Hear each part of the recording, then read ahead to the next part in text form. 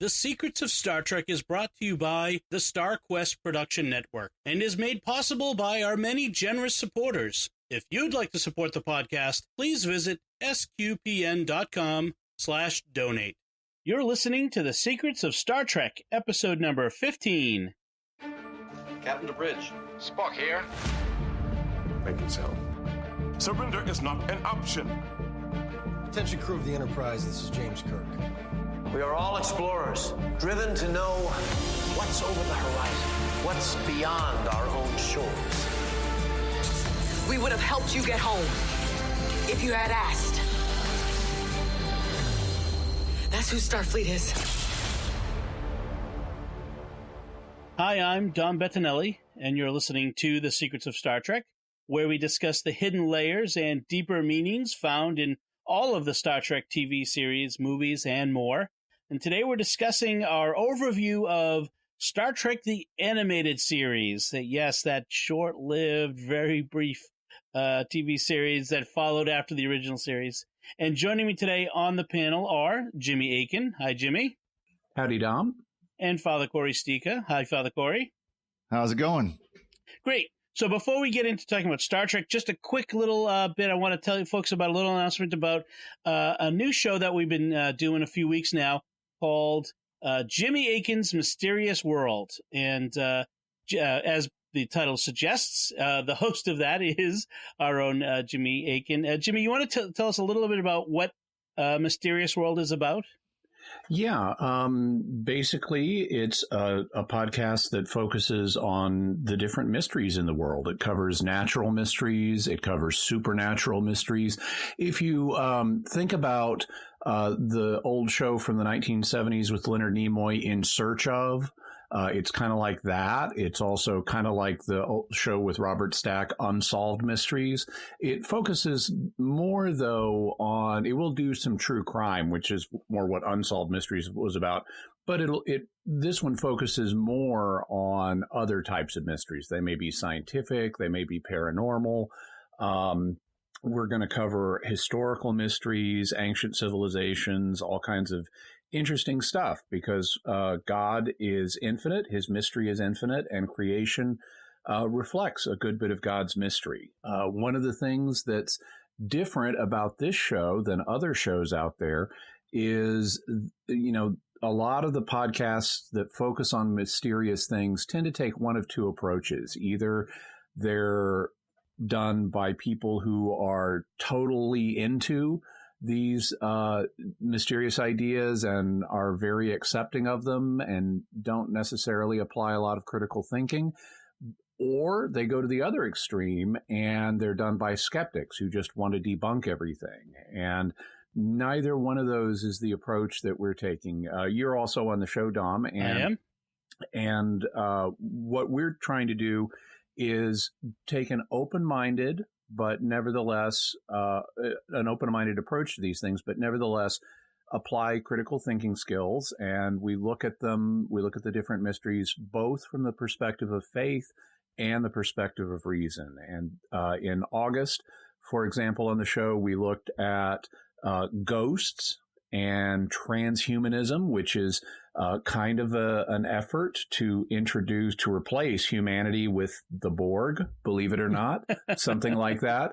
Also, we look at Bigfoot and Area 51, so I hope folks will check those out. I think listeners to this show would particularly enjoy that show. So, I encourage you to go check it out. Go to sqpn.com/mysterious to see all the episodes we produced so far. You can there are links there on each episode to subscribe using iTunes or Google Play Podcasts or the various other ways. So just give it a shot. Give it a try. Download one, take a listen. I think you'll enjoy it.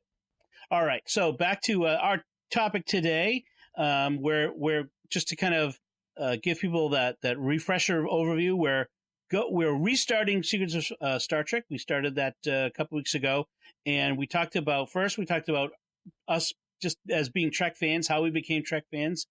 Last time we talked about the original series, Star Trek, the original series. And now we're talking about the next series chronologically, which was Star Trek, the Animated Series. Now, this was a very short series that broadcast between September 1973 and October 1974, and was just 22 total episodes. So not a lot. About the length of a TV season put together. Right. And then it had reruns on NBC going out to about 1975. And I got to say, I must have been, I have vague memories of this series. Like, I was very young at the time. So I must have caught some of them at some point in that run to 1975. But I was 7 or younger when this ended. So, I remember it. I'm a couple of years older than you. I remember it much more clearly. I remember the night before the very first episode aired. I think I told this story once before. They had a special on NBC introducing their new Saturday morning lineup. Back when Saturday morning was a thing for kids. It's not anymore. But they had Leonard Nimoy come in and do a guest role. They had an imaginary meeting going on in their preview of the new lineup of television executives that were all played by children. And Leonard Nimoy was the only adult present, and he played an executive named Mr. Wister, whose sister had a blister, and everyone was asking about that. And then they showed the first episode, Beyond the Farthest Star, and it was awesome. And Star Trek was finally back on the air after all these years of being off the air, and it was great. Yeah, it definitely predates me by a couple of years. Literally, I was born in 76, so it was off the air by the time I was born. Yeah. I do recall running into it once in a while. I know it went into syndication years later, and would show up once in a while. So I do recall catching an episode or two once, but it is kind of the forgotten series in many ways. Yeah. And for a while, Gene Roddenberry apparently downplayed it and didn't want to consider it canon, but it's gradually worked its way back into the canon. And these days, StarTrek.com lists it as canon, and a lot of references to it have been incorporated into other Star Trek shows. So it's de facto canon again. Yeah. According to Wikipedia, that it went through a phase there where Gene Roddenberry had a person whose job it was to kind of handle canon for Star Trek. And he, either by Gene Roddenberry's own instructions or because this guy had the power of the keys, so to speak, he just basically said, no, we're ignoring that. Though it would still show up. I mean, there would still show up in books and things like that for a while. Yeah. It's interesting that, where this series came from is, as we all know, famously, when NBC canceled Star Trek in 1969, it's one of the dumbest of all executive decisions in history, along with New Coke and other things like that. A little known fact: I knew the guy who recommended New Coke to replace the old formula. Really? Yeah, I worked for him briefly. Very interesting. He's a deacon, actually, a Catholic deacon. Oh, that's funny. Yeah, that's funny. Not. He would tout that as something he was proud of, and I'm not sure why. But anyway, so it was sort of the New Coke moment of Star Trek when they canceled it, and of course it was this huge fan outcry, and we want Star Trek back, and so. And almost immediately there was talk of movies and other things like that. And NBC was kind of flailing around for what to do. And they came up with this idea, which was we could do it on the cheap because the Filmation animation, what we have here, they were doing this sort of animation pretty inexpensively. And you can kind of tell at times. You can tell. Yeah. They reuse a lot of shots, but then the original series reused a lot of shots too of the Enterprise orbiting planets and stuff. Unfortunately, you could tell that on a lot of the cells, because the way it works is they have like essentially plastic sheets. Let's just think of it simplified plastic sheets, and they would move them back and forth across like the background and that sort of stuff. And you could see where they didn't clean the sheet in between. It's got like dust particles and stuff. And there just happens to be a couple of stars that are moving right in front of the Enterprise as it's sliding across the screen. Exactly. It's not dust; it's the stars. Oh, okay. And but what's funny is that's a 21st century problem to see that, because you know on the old TVs you would never even had a clue it was there. But now we've got 1080p 4K TVs that you see every little pixel, and you see that little speck of dust go sliding across the screen. I'm gonna guess they're not gonna remaster the animated series in 4K. Oh, I wouldn't be surprised if they do, actually, because I think there is kind of more awareness of it now. If they redid the animation, that would be interesting, but I don't think they'll remaster the original animation, to put it that way. Yeah. But so one of the things they did, so they're trying to do this inexpensively, and so in order to do that, they brought back the entire cast except Chekhov. Right. Walter Koenig didn't make it back. Actually, originally it was going to be less of the cast than what we actually got. They knew they wanted Bill Shatner and Leonard Nimoy and DeForest Kelley, because you got to have Kirk, Spock, and McCoy. Right. They then also were going to have Majel Barrett, Gene Roddenberry's wife, who would do a number of voices. And James Doohan also was a very gifted voice actor. He could do a lot of different voices. Yep. In fact, people may know the Scottish accent he uses as Scotty is not his accent. He's Canadian. He came in and demoed a bunch of different accents for Scotty, and they picked the Scotsman accent, and that drove the character. But he could always do a lot of different voices. They were going to use him for a lot of things. And so even though the characters of Uhura and Sulu were going to appear on the show, they weren't going to be voiced by Nichelle Nichols and George Takei. Presumably, they would have been voiced by James Doohan and Majel Barrett. But Leonard Nimoy intervened. And he said, because he said, well, where are Nichelle and George? And they said, well, we don't have them. And he said, well, if you don't have them, you don't have me. And he was willing to leave the series unless they brought him back. So they got both of those actors. They also ended up doing a lot of voices on the show. Yeah. Nearly every alien and guest character was either James Doohan, Nichelle Nichols, or Majel Barrett. Those three people did almost all of them. Or with George Takei. With a couple notable exceptions, Sarek was voiced by Mark Leonard. Mark Leonard. Cyrano Jones was voiced by his actor. Mudd was voiced by his actor. So there were a couple of actual repeat guests from the series, but then there were a couple that it was obvious they were the same actors. Yes. Yeah. Like, and that's typical for cartoons. Yep. Yes, it is. And, because it was aimed at kids, I think they weren't too worried about that coming across wrong, that sort of thing.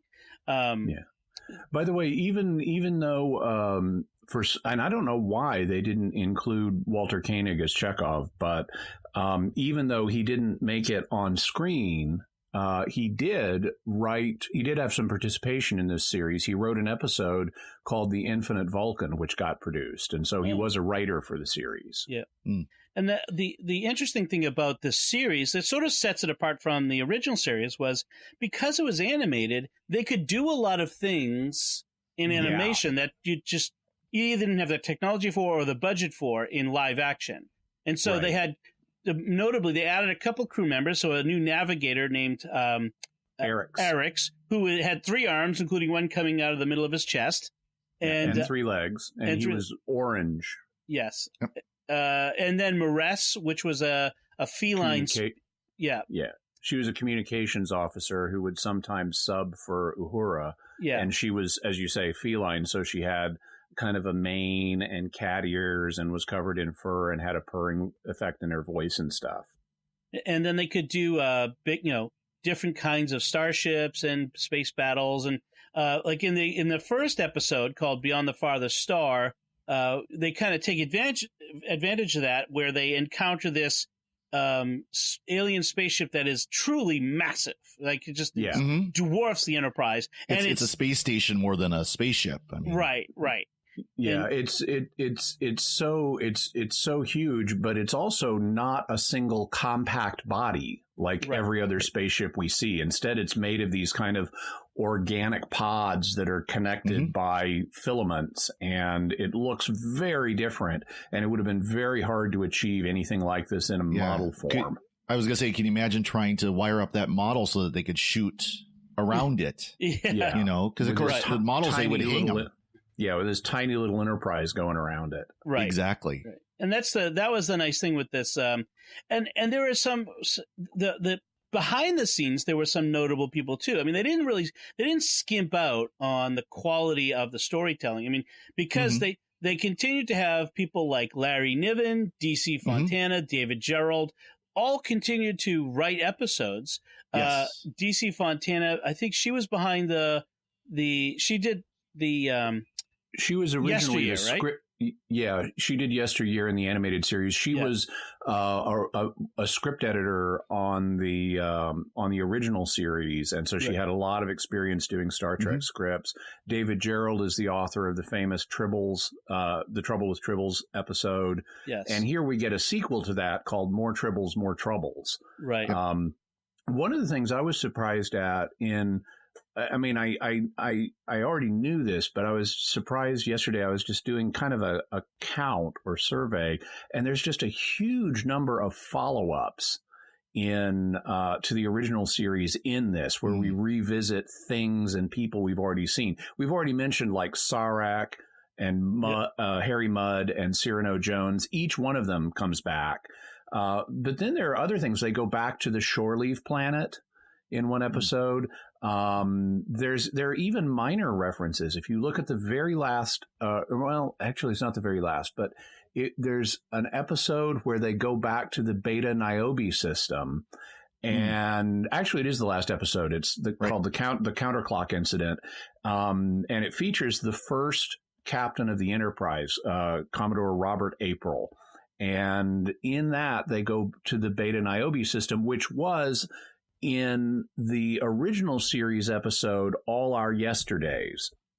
And in that episode, they go to the library, which lets you visit the past of this planet. And then at the end of the episode, the sun goes nova and they have to get out of there. Well, now they're back in the same system. And that's right. It's now a nebula because it's gone nova. And they mentioned, you were here when this went nova, weren't you? And yeah, we were. And it's just a little tie-in on the verbal level. They didn't have to do that, but and it wouldn't have affected the story because the library's gone now. So this plot has nothing to do with that. But they're still trying to tie in stuff for the fans from the original series, and that's clearly aimed at adults because kids would not remember Beta Niobe. That's that's something that's clearly for the adults that they're expecting to be in the audience. Now, correct me if I'm wrong, but the original series is where Robert April first is mentioned as the original captain. Actually, no. He's mentioned in some of the preparatory materials. We have Captain Pike in the original series. April's before Pike, and he's mentioned in some of the background materials that Roddenberry was developing for the show, and that had been published in a book called The World of Star Trek, or The Making of Star Trek.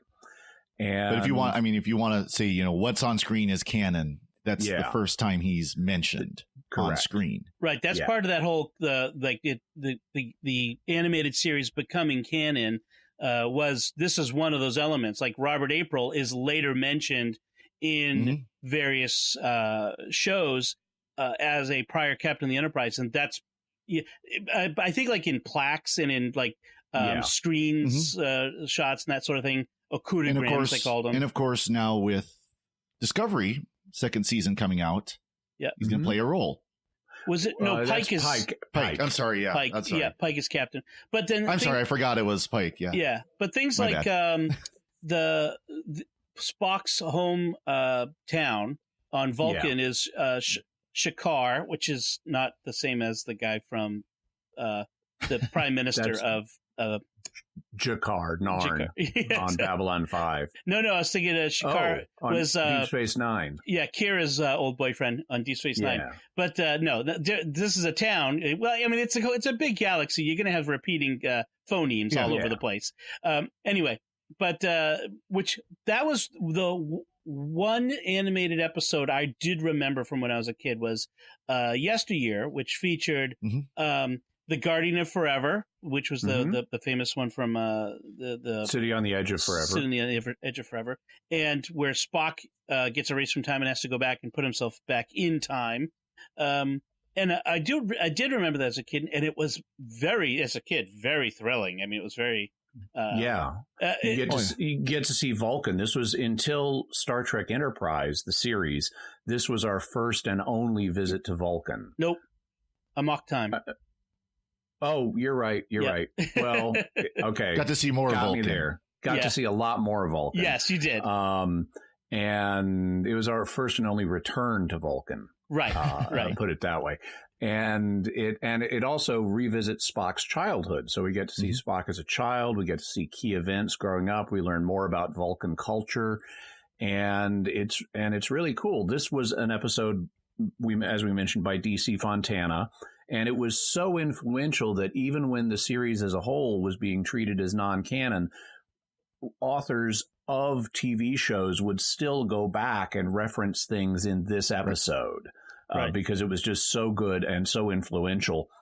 And it's really profoundly moving. Basically, not only do we have a conflict going on the plot level with the adult Spock who's been erased from history and needs to get back into history, but we have him visiting his younger self when he's like 6 or 7 years old. He's got to make a choice that's going to govern the rest of his life. Is he going to follow the Vulcan way or not? Because he has that option of going the human way. And he's going through a Vulcan rite of passage test. And we get to meet his pet Salat. You may remember from the episode that originally introduced Spock's parents, Journey to Babel, which was also by DC Fontana. She had a line where Spock's mother, Amanda, was talking to Dr. McCoy about Spock's pet teddy bear on Vulcan. And Spock explained that on Vulcan, teddy bears are huge and have 6-inch long fangs. And so we get to meet that creature. He had a Salat, kind of a bear-like creature named Ichaya. And one of the things that happens in this episode that is very moving is at the end of the episode, because of the decisions that the young Spock has made in kind of going off on his own for this rite of passage test, Ichaya defended him against a venomous kind of Vulcan dragon creature and ended up getting a fatal dose of the poison. And they get a doctor in there to try to heal Ichaya, and he says, I can't do it, but what I can do is put your pet to sleep. And this is like something that almost every kid has had to face at one time or another. Do you put the animal out of its suffering or not? And Spock makes the choice on children's television to have his pet euthanized. And it's a very affecting and moving moment.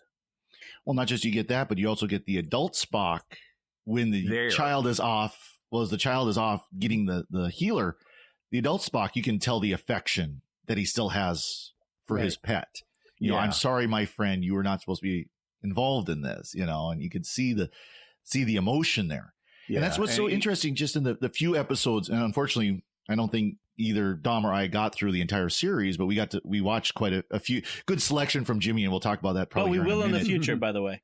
Yes. Yeah, we will. But for an animated series, for, you know, a 20-minute roughly episode series, there's a lot of depth to this from the episodes that we watched. This wasn't, you know, of course, you mentioned Filmation. I grew up watching He-Man and the Masters of the Universe, you know, another Filmation program.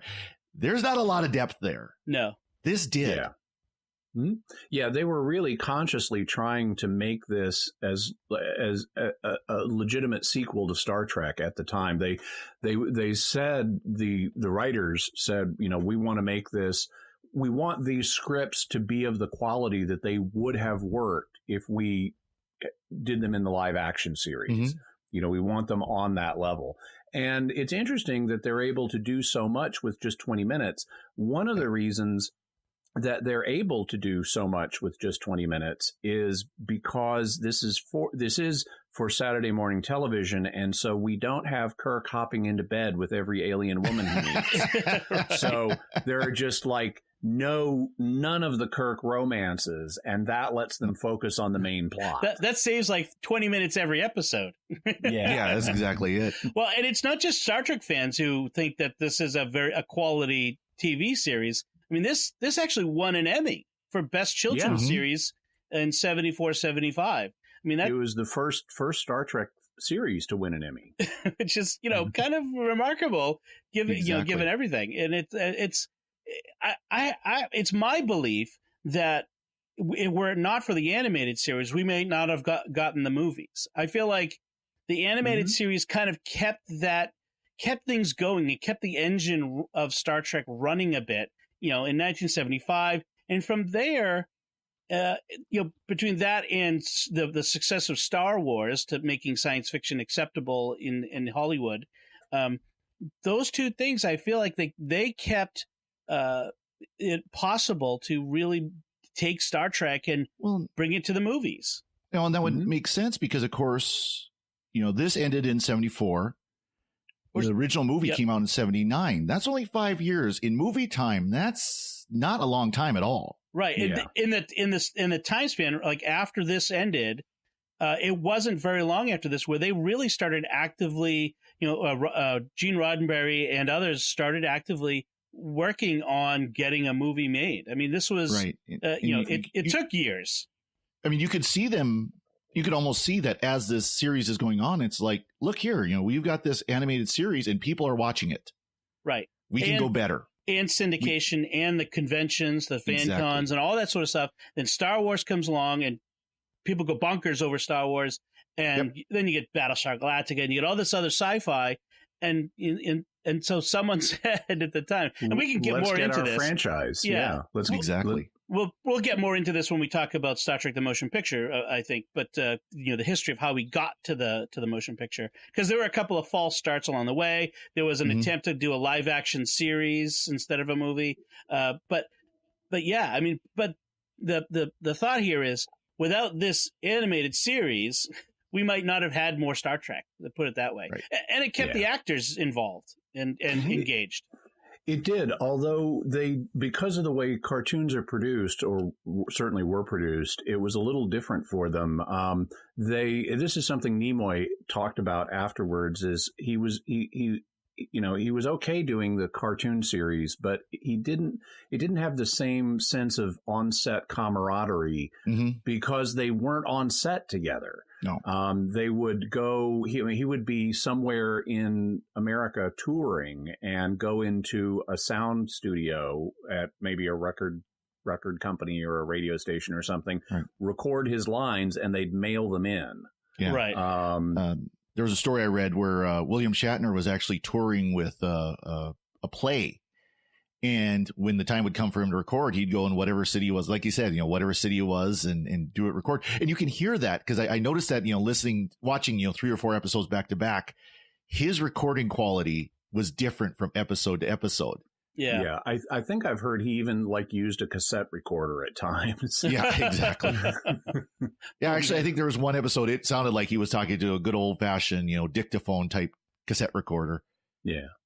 Another thing that this does, that in a way it kind of completes the original series, because we know from the opening narration of the original series, the Enterprise is on a 5-year mission, and we only get to see 3 years of that, before the live action show is canceled. But if you look at the star dates that they give for these episodes, it's like these are late star dates that push somewhat past the original series. And so this is like filling out what happened in the final 2 years of the original 5-year mission. Right. That was their conscious intent at the time. One of the funny quirks of the animated series is comes in something unique to animation, which is the color of the animation. Apparently, the director, I think he's the director, was colorblind. Yes. and which is not what you want in an animation director. And so lots of things that he thought were light gray were being produced as pink. So we have pink tribbles, pink Klingon uniforms, pink ships, and I mean, it just and so it kind of comes across. I mean, I think maybe someone at some point has tried to make them more purplish and less pink in some cases, but still, those are off. Yeah, there's. I was going to mention there's a famous case of that. One of the best episodes of the animated series is called "The Slaver Weapon," and it's an adaptation by Larry Niven of his short story "The Soft Weapon." And that story originally is set in Niven's known space universe. And he found a way to map. It's actually great. If you know the original story, he's able to map the characters from the original story onto Spock, Uhura, and Sulu in a very straightforward way. You know, you have this pacifist vegetarian alien in the original series, that becomes Spock. You have a human male who knows about weapons, that's Sulu. You have a human female, that's Uhura.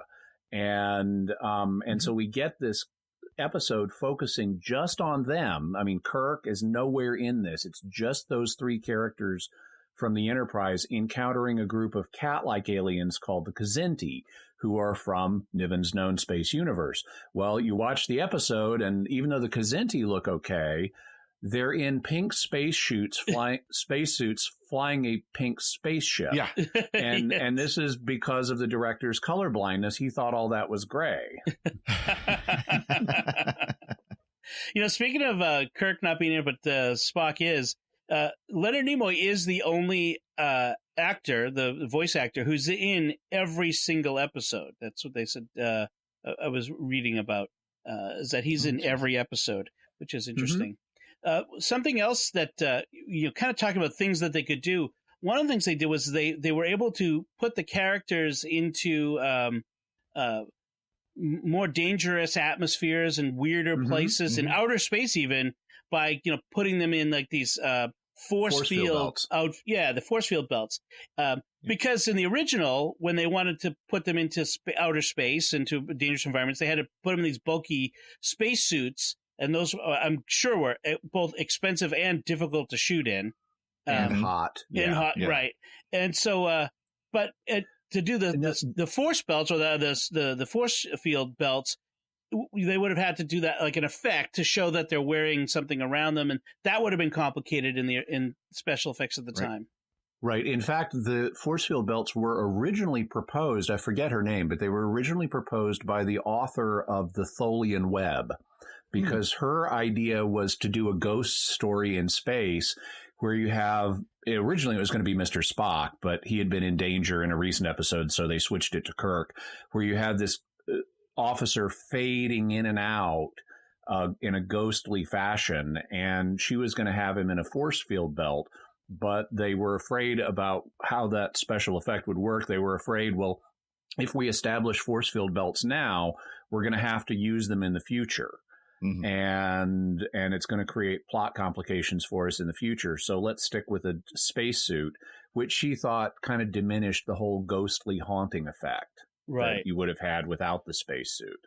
And her name was Judy Burns. Yeah.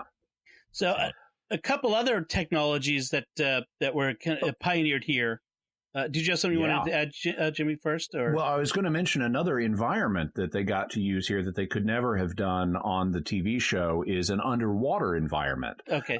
There's an episode called The Ambergris Element where Kirk and Spock are on a water planet, and a lot of the action occurs underwater with them as water breathers. And that's something you could never have done on the TV show. And they have an aqua shuttle, which was a lot of fun, which I think we did see an aqua shuttle later on, or at least shuttles going into water in the Kelvin timeline of Star Trek. We saw the Enterprise. We saw the Enterprise herself underwater. Right. That's right.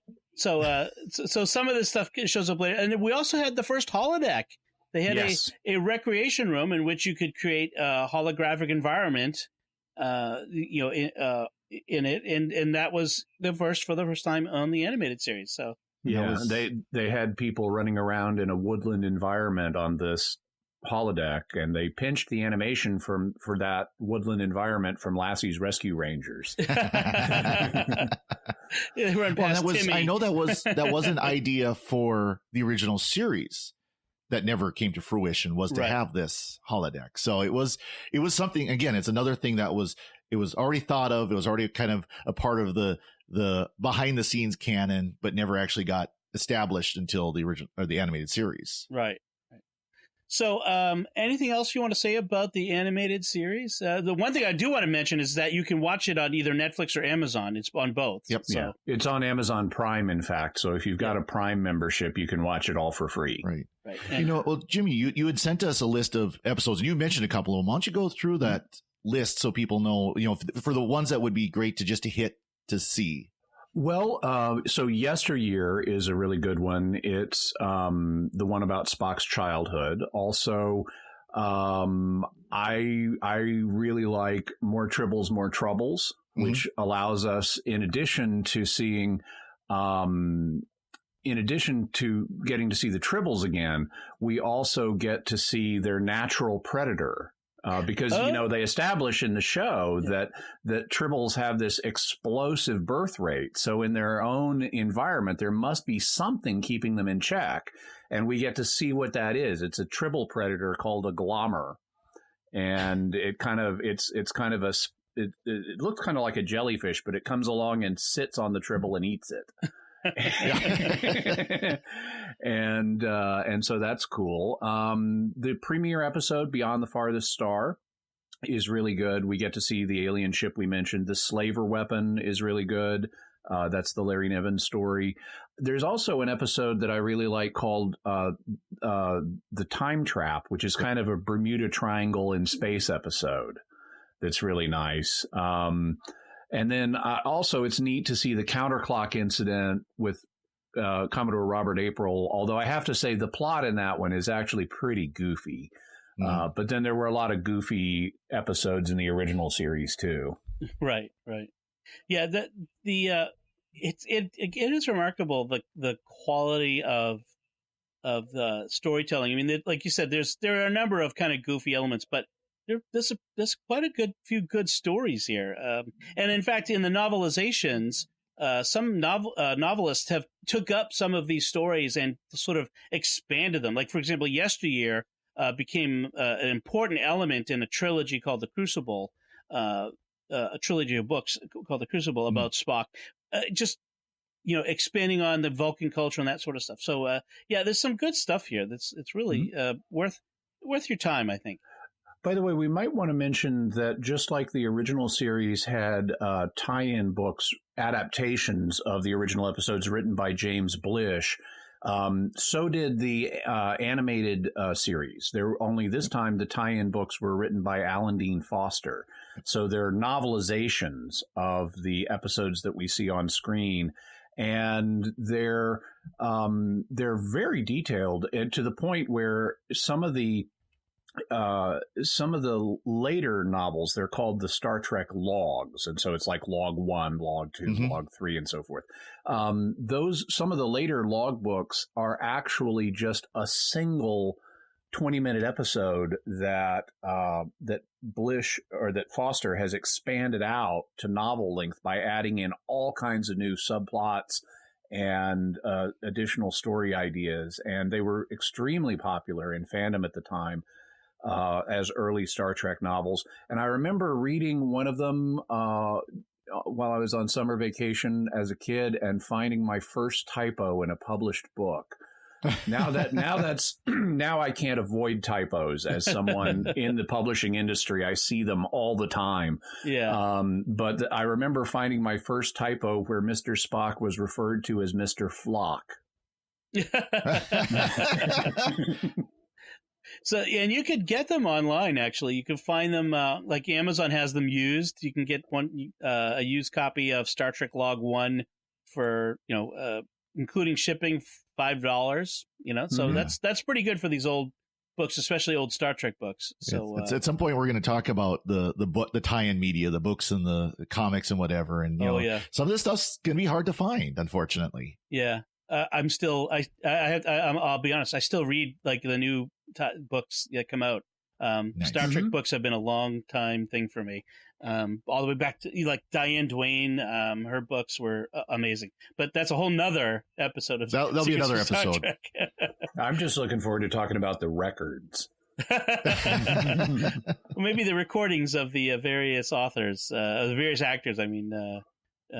I mean the Star Trek story records where they tell a story on the record. Right. Maybe we won't do the music of the. I don't know. We can talk about the Legend of Bilbo Baggins.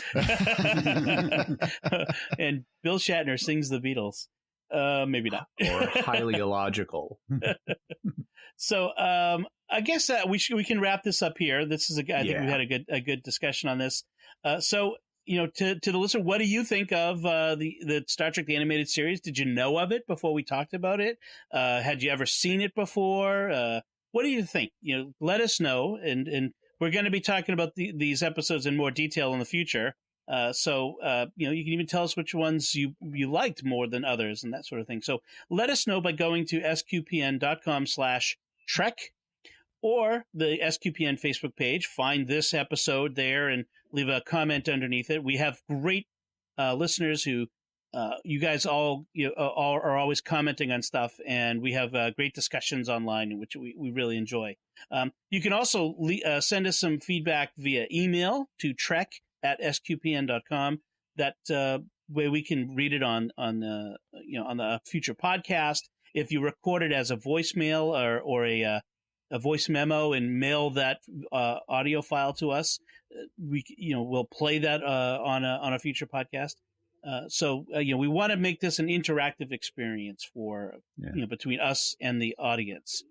And don't forget to like, comment, subscribe, and especially share this with other people so more people can learn about the podcast and it can do more good for more folks. Yes, please do. And if you can go to iTunes and write a review and give us a 5-star review, please, that activates the Apple algorithm that says, hey, people are paying attention to this, and we should, show this to more people when they search for stuff related to Star Trek, because there's a lot of Star Trek podcasts out there, and we'd like to kind of get ours out there and let some folks know that we're here.